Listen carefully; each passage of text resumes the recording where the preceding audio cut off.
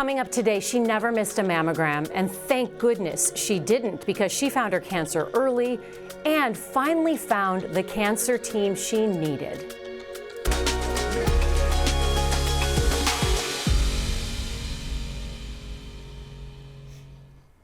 Good morning, I'm Alexis Del Cid in for Jessica Lovell. Welcome to the Morning Medical Update. We're going to meet our special guests in just a moment, but first we have our morning rounds. And our morning rounds are very topical because voting is underway for several hotly contested issues, including the next president of the United States. No matter the topic or the candidate, all of us have to return to our homes and our families tonight and our friends that we've had forever that might be voting differently and figure out how to navigate and where the votes landed. In fact, some social media reports indicate this divisiveness is splitting some families apart. Literally, I saw a tweet the other day about a woman who's getting divorced from her husband. The final straw was the presidential election. It's so sad. Anxieties are running high for so many people. How do we cope with this? Joining us for advice is Dr. Greg Nawalnik, a psychologist here at the University of Kansas Health System Strawberry Hill campus. Dr. Nawalnik, we're so glad you're here. Back in May, a survey by the American Psychiatric Association showed 73% of adults were anxious about the presidential election. A lot has changed since May. I don't think the anxiety has gotten any lower. What's your take on that? What do you think the number is? Well, so the APA, the American Psychological Association, just did an updated one that was released in October. And it shows that, yeah, it's gone up. Not surprising if there's something that somebody's anxious about. As it gets closer, anxiety is going to tend to go up. What I would say, though, is, you know, these surveys, statistics, data, I wouldn't look to those to tell you how you feel. Maybe just to normalize it, that's fine. But if you were anxious about this before, you're probably anxious about it now. And if you weren't too concerned before, however that happens, you're probably not too concerned now. So I think it's more important that we just center in ourselves and what we're actually feeling and going through. Some studies show that being addicted to news is linked to poor mental and physical health. What's your take on that, Dr. Nawalnik? I mean, I don't feel better after watching 24-hour news. No, and I think, you know, we've had a major transition in how we consume and digest information. And it used to be, you could avoid this stuff pretty easily if you wanted to. You get your morning paper in the morning, evening news at night, and that was pretty much it. So pretty well regulated, not too overwhelming. But now in this 24-hour news cycle, you know, and there's a lot of stuff that's just opinions, people talking, but people are looking for anything, because when we get scared, when we get sad, when we get worried, our brains kind of lead us to like a moth to the flame. And so we have to understand the influence of social media around this and know how social media works. It wants to keep us clicking. That's how it monetizes our viewership. So, you know, we have to expect that the things that we're seeing on social media are going to be triggering, are going to be alarming, and maybe aren't completely factual all the time. Yeah. I was going to say, have you heard the term doom scrolling? Because I got caught up in that, where for some reason I'll scroll and it feels weirdly, I don't like the feeling, but I can't stop looking at divisive or upsetting things on my Twitter feed. And then the more I click on them, the more I see of that. And then I think that more of that is happening in the world.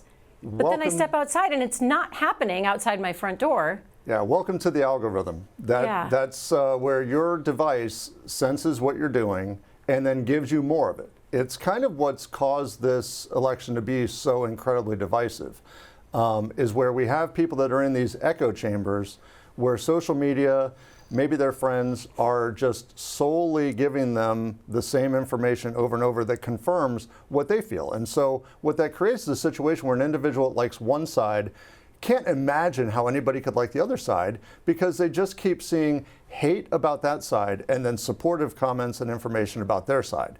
And so it really does, drive a wedge in that rift. So how do we navigate this with our kids? We have parents with littles at home. We have parents with teenagers.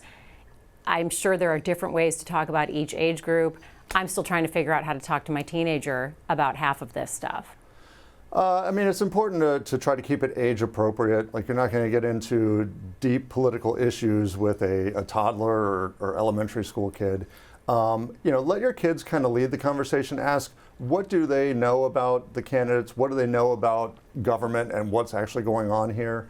And start from a place of what do they know? What do they want to know? And then try to address it from there in a way that serves to inform rather than scare or anger. Let's just try to help them understand the process is probably the most important for younger kids. And then for older kids, based on their level of exposure and understanding, you can take it a little further in depth. Do you have any self-care advice for my mom? Who's watching political news nonstop? I mean, she's like so many people, but everyone's talking about how their parents are just glued to the TV. Can we tell them to turn off the TV and just hang out with their friends? And how do we do that? I think that's kind of a good argument. Is just to explain, like, hey, you can ask them how to kind of use some Socratic questioning here. Mm-hmm. Play Columbo. Mom, I notice you spend a lot of time on an iPad thing, and when you're off, when you come off of it, you don't seem happier. Right. This is how do you feel after you use it, and just kind of do some insight-oriented questioning. And then maybe help them recognize at the end of the day, there's only one thing that we can do about this, and that's vote. And as long as you're going to vote the way that you want to vote, there's this, I think the major source of the divide is when our vote and our belief isn't enough, we need to convince everybody else that it's right and that it's the one and only way. And so the more that we approach it in that way, we're going to be anxious and we're going to be upset and we're going to get mad. And so we have to recognize the importance of doing all that we can. And if you feel your vote isn't enough and you do want to do some things like canvass, work phone banks, it's over now, but you should have been doing that, and that would give you a sense of agency rather than doom scrolling where you're just getting information that it kind of creates this really intense agitation and discomfort. Yeah, the doom scrolling, that's the PIDs. Yeah. Dr. Nawalnik, thank you so much for joining us and helping us keep it together for this election cycle. And we've got a lot more election cycles ahead of us, so we got to figure out a way to navigate these times. Thank you. Thank you. And now to our health topic. And by the way, don't turn us off. When we say turn the TV off, hey, we're not talking elections. We're talking mental health, how to cope, important health information. And we have some really incredible guests with us this morning. Kerrie Mooneyham has always taken her health seriously, especially after watching her mom go through breast cancer. She knows the importance of screenings and a second opinion. Jessica Lovell shares her story with us. Kerrie Mooneyham is a 58-year-old mom of 3 and Mimi of 4. She takes her health very seriously. Her mom was diagnosed with breast cancer. I do it every year. I never miss a day. I'm never a day late. Her mammogram this time was different. They said they could get me in the next day for additional imaging. Kerrie wasn't in full panic mode yet. She knew she had dense breasts, which can create a false negative. But then the technician performing the additional testing abruptly delivered the news. I said, "What do you think?" And just very nonchalant, "Oh, I'm 85% sure you have cancer." It was a bomb drop. And I said, "What?" And she goes, "Yeah, I'm 85% sure that you have it." And I could just feel the blood rush through my body. She had no empathy for me whatsoever. The conversation left Kerrie feeling unsure about her care and treatment options at that hospital. Her thoughts immediately turned to her family. I'm telling you, it's the darkest place I've been, probably in my life. My kids are very strong, but when you see your grown kids crying, it's hard. It's hard. Kerrie wanted a second opinion.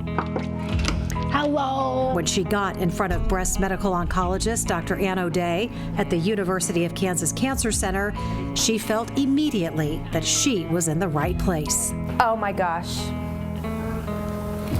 This is how she sat with me. You have this. And she held your hands. I think she did. She did. You have this. And I want you to know it's the most beatable and it's the most treatable. And you're going to be okay. While the diagnosis was confirmed, triple positive breast cancer, "You're going to be okay," is all Kerrie and her husband Scott needed to hear. I needed somebody to confirm that I was going to live. I've got too much to live for. treatment would, however, include 6 rounds of chemotherapy. And then I'm ringing that bell, and it's going to be the best day, and all my kids are coming. It's going to be 2 seconds, but they're coming to watch me ring the bell because we're celebrating. Later, she will need to undergo a mastectomy and will need cancer surveillance and a hormone blocker. For now, she stays focused on the good stuff. My relationship with Scott, so much stronger. I mean, we've been together for 40 years, but so much stronger. He's been such a rock. She's also solid in her faith. Super proud of you. Thank you so much. And thankful for the new her cancer has helped create. I'm happier now than I've ever been. Happier. Am I glad I have cancer? No. But I'm happy how I've changed, and I'm happy the person that I've become through it all. You know, God's molded me and changed me into just the best version of Kerrie.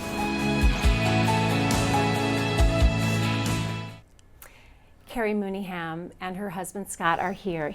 I hear sniffling and I'm sniffling. Sorry. And so we're going to share these tissues.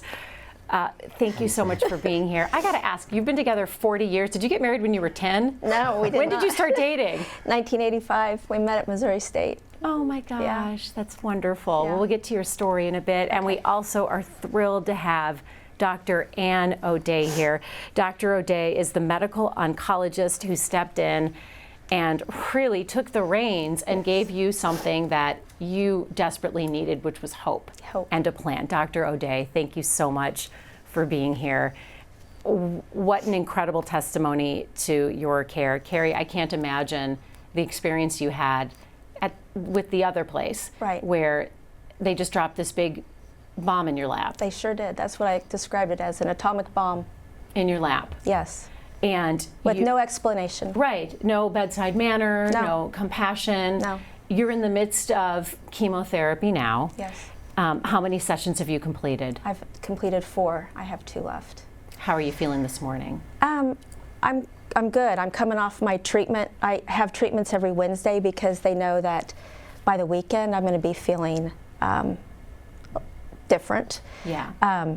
Start feeling side effects, and so it's usually, by Saturday and Sunday I'm feeling very tired, and then usually Monday and Tuesday I have weird side effects, like my ears are popped, and I have some breakouts on my skin, and just I don't feel myself, and so, but now I'm on at Tuesday now, so I'm starting to do the climb back uphill, so It's a cycle. It It goes is. up and down. Yes. And Scott, this is your girl. This is your college It is. sweetheart. yeah. I've been so impressed through this whole experience. She just came out of a shell. I mean, I'm so proud of her. She's taken it one day at a time, and she's always been this way as far as whenever she's sick, nobody knows it mentality, and she's a trooper. I call her a brave trooper, and she never lets a day get her down. I'm just proud of her. That's beautiful to hear. What's it like to have your rock next to you? I couldn't do it without him. Couldn't do it without Yeah. him. I want to weave Dr. O'Day in here as well when we talk about the diagnosis. It started with your regular mammogram, which is amazing. You stayed up to date Oh, yes. on those because you knew the importance of that. You got your results elsewhere, and abruptly we're told that horrible news. As we mentioned, this process started at a different hospital, but you wanted a second opinion, which is how you met Dr. O'Day. Can you describe your experience in more detail of seeing Dr. O'Day walk into the room? And I love the visual of her just sitting there, and she was in it for the long haul. She was. Scott had brought his dad to KU. He battled sarcoidosis and a few years ago, and so he'd brought him to KU for the second opinion, and because of the wonderful care that KU provides. And so after I received the news, we didn't like what route they were going because, like I had said, my mom battled with breast cancer, and I thought it was going to be a lumpectomy. I thought I was going to have radiation for a few years. I thought it was going to be wham, bam, thank you, ma'am, you're good to go. And instead, when I walked in, they were saying chemotherapy. You have a very aggressive, because I have the HER2 receptor, so you're going to need it like hardcore. maybe a lumpectomy, but probably a mastectomy. So everything I did not want to hear, they were telling me with no, compassion or anything. Yeah, no warning, and then no what the plan is, and am I going to live or die? Oh. And so leaving that appointment, it was horrible. It was devastating. And then Scott having to call our kids. I remember one of our sons was at the movies with his 2 young sons, and they left the movies and they rushed right over. And so I've got all my kids coming over, and I knew that it was bad. Yeah. And it was very hard. And so I knew I wanted a second opinion. And so we called KU, and the nurse navigator was amazing. Oh, they're incredible. These nurse navigators are unbelievable. Unbelievable. And they were scheduling things out. Okay, well, we'll do this in in a few weeks, and we'll do this in whatever down the road. And I'm thinking, I've got the HER2, and it's supposedly dividing, and it's aggressive, and you're telling me it's going to be, 3 weeks down the road, and I'm like, I'm not waiting. I don't know what's happening. And so, what about when we first walked in? I'm going to say that, but what I want to say is she got me in within a few days. It was perfect. Yes, and so when he drove me up to KU, I think it was the Westwood campus. No, it was in Overland Park. Overland Park, okay. Yeah. Anyway, I walk in, and this just immediate sense of peace. As soon as I walked in the doors, and he's like, "Welcome to KU," is what Scott said. And everybody's there's hundreds of people running around and doing their job, but they literally act like you are their only patient. I felt like I was their only patient. And the sense of peace I had with Scott by my side and my family and where I work, but KU, and then of course I'm very strong in my faith. I just had this immediate sense of peace. And then when I met Dr. O'Day, and she got right in my face, and she was telling me there's this kind and there's this kind, and we're not even going to talk about this because this is not what you have. This is what you have, and it's the most beatable and it's the most treatable, and you're going to live a long, healthy life. And just to hear those confirming words, that's all I needed. Right. And I wasn't receiving that from where I was going. Thank goodness that you got in to see Dr. Quickly. O'Day and our team here. Yes. Dr. O'Day, hearing Kerrie and Scott talk about their experience, when you walked into that room, did you know they'd had such a horrendous experience elsewhere, and you were walking into a woman who was severely traumatized with her husband by her side? Right. Yeah. No, and that's the thing. We never have any idea really where our patients are meeting us. And we always say, we are meeting our patients often on one of the worst days of their life. Like that's where we live and that's where we operate. So we kind of have that expectation. But some patients are coming in with a wealth of information. Other patients are like, this is the first time I'm hearing this. So we try our best, to meet them where they are. But oftentimes, not having that background and not knowing that can be really difficult. I think, one of the things you all were talking about, the nurse navigators, and I always just want to reassure patients. I sometimes don't think that patients, when you call that number and you get that nurse navigator and they tell you, their role and what they're going to do and assimilate your records and get you to the right doctor. I think what a lot of people don't realize is that behind the scenes, they're reaching out to us as the physician immediately. And they are trained in their type of breast cancer. So our breast cancer nurse navigators are only nurse navigators for breast cancer. That's all they do. So they have a lot of medical knowledge pertaining to different types of breast cancer, to what types of treatments might be needed. And so as soon as they see a patient records and talk to a patient like Kerrie, as soon as they see HER2 positive, that immediately goes to the medical oncologist. And I remember getting an email about Kerrie saying, your next opening is like 2 weeks or whatever. And we said, well, we'll find a way to work her in sooner because we understand that type of breast cancer is going to be something that we need to get started on sooner rather than later. So I just want all patients to be reassured that we're not going to let them kind of flail in the system, if you will. The nurse navigators are advocating for them behind the scenes. They're reaching out to us. So if we see that it's a more aggressive type of cancer, we're going to prioritize that. We're going to find a way to make that happen for that patient. So I never want them to think, now the reverse is also true. If we see a patient where we've reviewed all the records and we see this is a cancer that's likely been present for years, and so it might take us 8 days or 10 days to see that patient, but we only do that understanding that we have reviewed the records and that we feel very confident that that's what's safe and best for that patient. So I know, like Kerrie said, you get nervous that you hear things are weeks down the road, but understand that we are always going to be advocating for that patient and what they need and what's going to be best for their type of cancer. Oh, completely.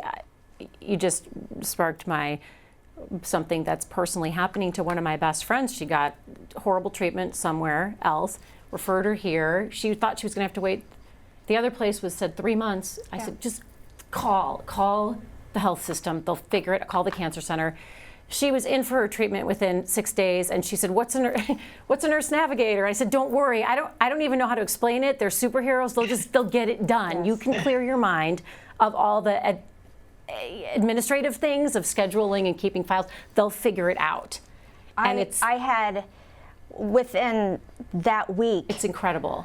The schedule for Dr. O'Day, the surgeon, the social worker, the pharmacist. I mean, they had everything all scheduled out. I didn't even have to think about it. And you shouldn't have to. You should be able to focus on your healing and just keeping it together. Right.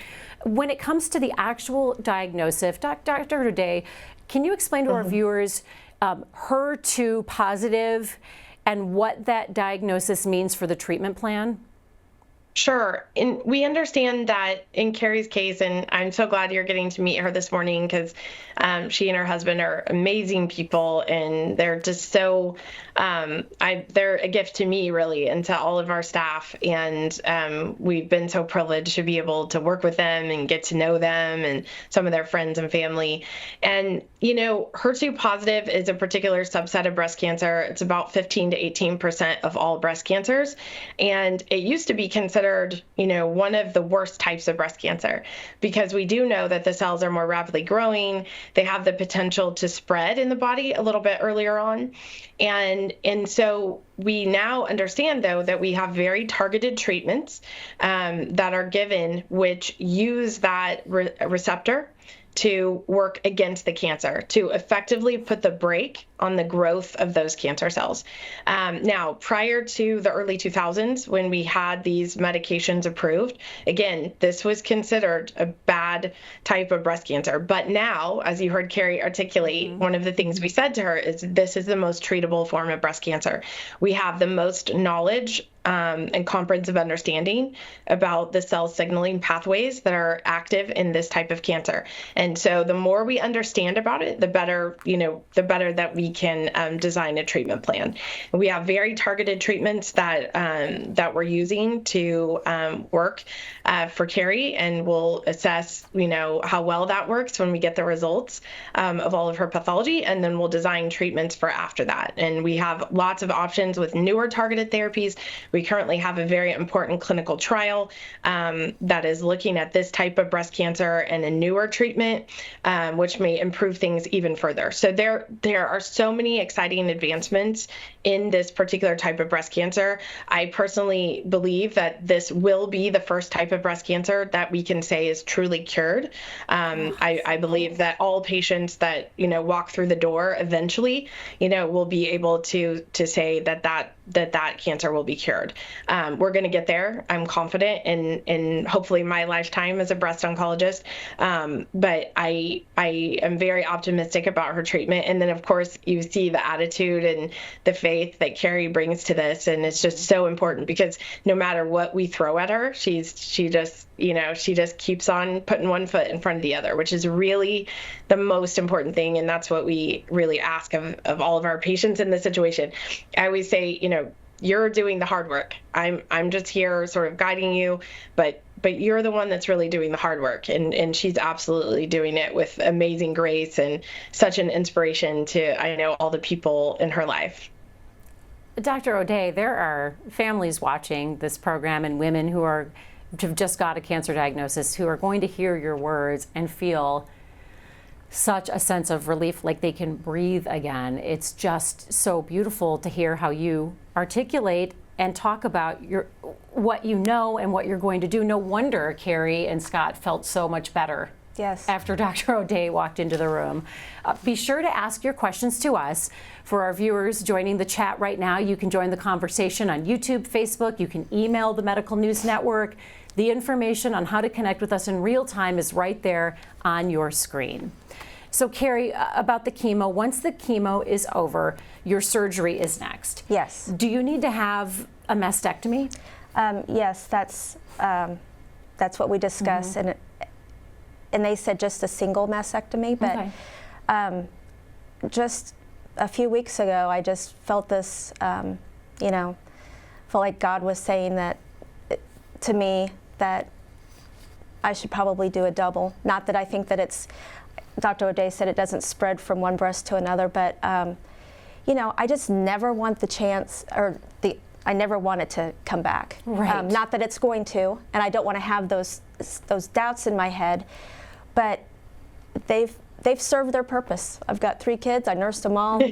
I'm good, and so I think in my mind, I just felt peace about doing a double mastectomy. That way, they don't have to match them up and just take them, and I'm good. Get it done. Get it done. I think I'm going to do it. I think I'm going to do a double, which is going to be some healing and things like that. But I have an incredible workplace that's very supportive.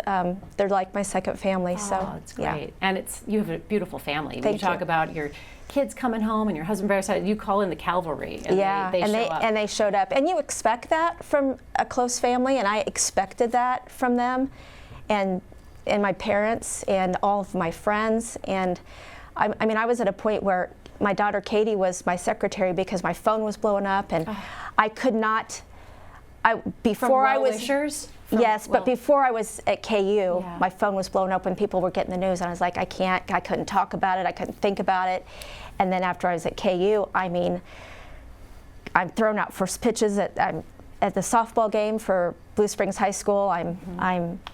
There they are. We're showing a slideshow of some of the pictures you shared. Tell us I'm on a morning show for KU. I'm doing the Bravest Shave at the high school. They've done fundraisers for me. So for somebody that wanted to keep it low key and not know anything, it's just kind of luck.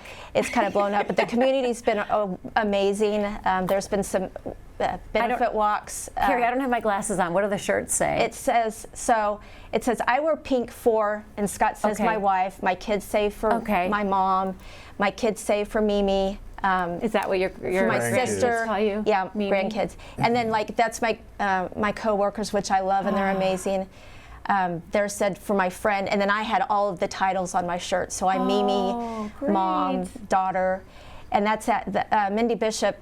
She hosts the Stephanie Vest Walk in Blue Springs every year. So on my mom's birthday, we're walking in the Stephanie Vest Cancer Walk. And so we all have our shirts on. And on the back it says Mooneyham Strong. Oh, that's so beautiful. And that support team is amazing. It is. Can I ask Scott you about your faith and how your faith has helped guide you and Kerrie? She mentioned it as well, and she has a beautiful absolutely. necklace on. We're just so thankful for our faith, thankful to our parents for bringing us up with faith, and knowing that whenever we face trials and tribulations in our life, we're not alone. And so through our faith and through our family support, we can handle anything. Yeah. And no matter what the diagnosis is, but we're thankful for the diagnosis that Kerrie has, and we're here to support her every step of the way. We have some questions coming in and some comments from our viewers, and I want to get to one right out of the gate from Jill. Jill writes, beside the bedside manner, what was the difference in medicine between the cancer diagnosis at the other hospital and the cancer diagnosis at the health system? I don't know if it was necessarily the diagnosis. I think the diagnosis was the same, but they didn't really have a plan. Yeah, they were kind of on the fence. And They that's really what weren't she said. sure I kept how to looking attack it. at the surgeon, and I'm like, I'm trying to read the room, and I'm trying to understand just her body language. And I said, what are you thinking? Because I need to know. And she's like, I'm kind of on the fence. Oh gosh, that's not what you want to hear. That's On the when fence. we said we were going to get a second opinion. And she Right. was like, oh, I'm so glad to hear that. She said that? Yeah, she said that. Wow. She said, I think the second opinions are important. Certainly nobody there told you it's treatable and beatable. No, they didn't. Wow. They didn't even say I was going to live through it. Oh my goodness. Yeah. Stuart has a great question. Stuart writes, words matter, and I hear a lot of people use the words cancer battle or fighting cancer. How does Kerrie feel about that metaphor? Does she still feel like she's in a fight or a battle? This sounds really weird for me to say, but through all of this, I don't feel like I'm in a battle, and I don't feel like I'm struggling. I feel the happiest I've ever been. And I don't know if anybody really, honestly, can truly believe that, but as a person and, a daughter of God, and with my family and the support from where I work at Blue Springs High School, everything is in perspective now. Everything is in perspective. Things don't bother me like they bothered me before. I mean, who cares if the carpet needs to be swept? Scott will sweep it later. And I would say the hardest thing for me right now is that I can't taste, and what I can taste tastes terrible. And so I've lost some weight, but hey, that's not a bad thing either. But I can truly say through all of this is I'm the happiest I've ever been. And I said in my interview, with Jessica, that I feel like I'm the best version of Kerrie, and that's what I feel like I'm becoming. I feel like I'm being molded, and God is saying, this is how you need to be, and I'm responding, and I'm accepting of that. And I remember I just had a granddaughter, my first granddaughter born about a month ago on September 17th. Thank you very much. I've got 3 awesome grandsons, and now I have a granddaughter, and her name is Lainey Wren. And my daughter-in-law Kaylee was like, I don't want you to think back on when I'm pregnant, when she's born, as this as being the dark period of your life. And when she was born, and her name means shining light, and that's what she's been. And I have so much to live for, and I'm just so happy, and I'm so thankful that she was born during this time, because it's just a constant reminder of how good God is and how wonderful my family is. And That's beautiful. Yeah, thank you. Beautiful. Thank you. Scott, would you like to add? How can I add How do you to follow that? up to that? Yeah. I mean, I think the key in any type of diagnosis is your attitude. Yes. And that's been a key for Kerrie. And I think it comes from a combination of things. Obviously, our faith is foremost where we draw our strength from, but our family, the friends, her community, who she works with, it's been overwhelming. She had students that were driving back from college that she had in high school when they heard she was going to throw out the first pitch. So they just drove back for that and then drive right back to school. It's like the outpouring of support is so, I feel, critical when somebody's going through a diagnosis like this. And so when you experience that, how can you not feel good? And that's what we're seeing here in Kerrie. The whole football team, I don't know if you know anything about Blue Springs football, but it's a big deal. I know it's a big deal. It's a big deal, and the coach led the team up to the softball field, and they lined the softball field in the outfield while I threw out the first pitch. And then the stands are full of my friends and family, and all of their shirts that say I wear pink for my friend or my mom or whatever. And it was all that. It was. I said it's one of the top 10 best days of my life. I mean, of course, marriage and having kids and grandkids and things like that. And then that was one of the top 10 moments of my life for sure. And I feel like the medicine and the treatment and the doctors that I work with are so important, like life-changing. But I equally think that your attitude during it all and how you carry yourself and your perspective on life is equally important. Such a powerful message. Thank you. And you're leading by example, and you've walked through the fire, and you're doing it with such positivity and grace. And I mean, usually I'm a great communicator, like one-on-one, but doing something like this big of a stage, that's not my personality. You're pretty good. I love to talk, but you're good. But I wouldn't say that, but I'm so passionate about it now. Yes. And I remember meeting Dr. O'Day. She said, you should be a poster child for dense breast tissue, and that's what I feel like I'm doing. So sign me up. I'll go speak at a conference. I think they're probably going to take you up on that. Dr. O'Day, as we wrap up this discussion, there's so many things to hit on: the dense breast tissue, your patient's positive attitude. Talk about a model patient and a partnership. What would you like to add? Yeah, I mean, as I said, I'm so blessed and grateful to know Kerrie and Scott. I think, what Kerrie has articulated so beautifully about, how she feels, and she's feeling all this support, and she has her strong faith and all of these things. And this is what I have always sort of described as the gift of cancer. And it's very difficult for people, most people are not as evolved as Kerrie to be where Kerrie is now, when they are in the heat of it and they are in the, going through the worst of it, and she can't taste any food and, all of these things. It's very difficult at that point to have the perspective to be able to look at cancer as a gift. My hope and prayer for all of my patients is that eventually they get there. And the gift of cancer to me is that what we see when we work with patients like Kerrie and Scott and their families, they are such an example to us. We go home from work and we hug our children harder, and we do not sweat the small stuff. I am not sweeping my carpet. I'm like, we can use paper plates tonight, because you know what? That is not the stuff. That is not the stuff that matters. And I think that really is the gift of cancer, is that we through the examples of people like Kerrie, we appreciate people so much more. We appreciate our own, loved ones and the memories that we're able to get to make with them. And, Kerrie is so, evolved and all of this, that she's able to kind of see that now.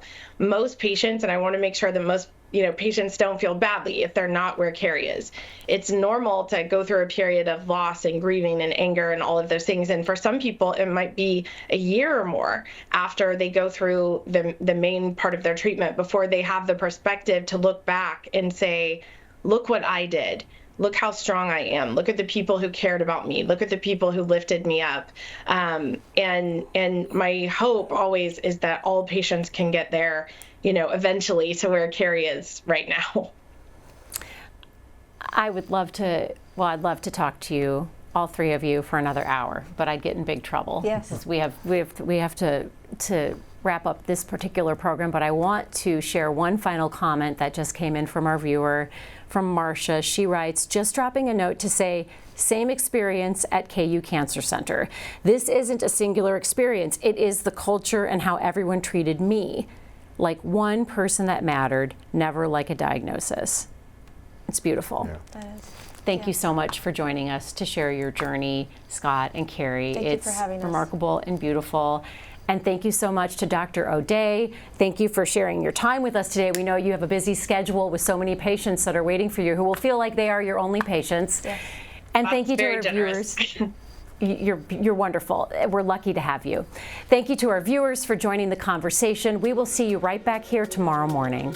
10 years since the ALS Ice Bucket Challenge. We explore the real impacts of that viral trend. I'm Jessica Lovell on the next Open Mics with Dr. Stites. New research and novel drugs, but still no cure. Meet one woman who is not giving up, but is giving back in the face of a terminal diagnosis. Wednesday at 8. Subscribe to our Morning Medical Update and Open Mics with Dr. Stites podcast. Now everywhere podcasts are available.